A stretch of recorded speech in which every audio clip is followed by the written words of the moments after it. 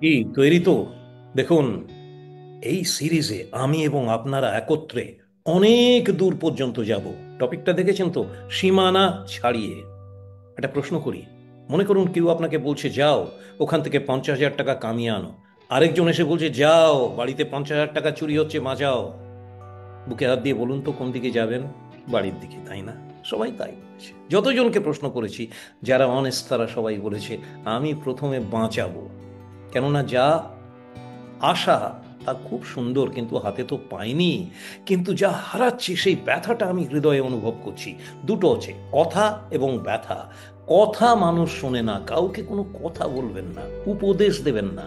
উপদেশ মানুষ শোনে না, উপদেশকে আমি বলি কথা। শুনতে যাই, আনন্দ পাই, তালি বাজাই, ভাবি, অনেককে বলি, আবার চলে আসি, কিন্তু বদলাই না।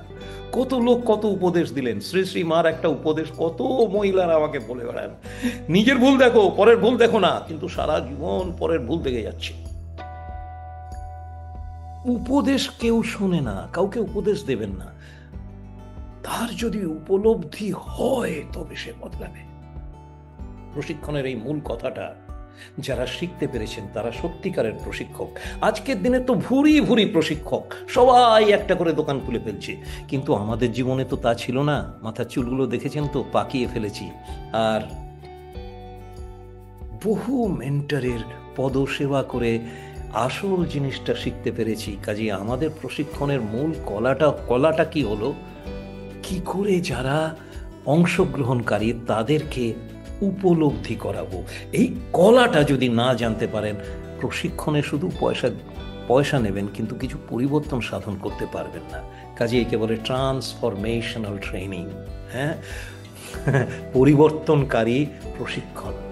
কাজেই আজকে কি শিখলেন? কথা নয় ব্যথা, উপদেশ নয় উপলব্ধি। আর প্রশিক্ষণের মূল কথা উপলব্ধি করানো। এই পর্বে পর এগিয়ে যাব। পরবর্তী ভিডিওটির জন্য অপেক্ষা করবেন। খুব ভালো থাকবেন।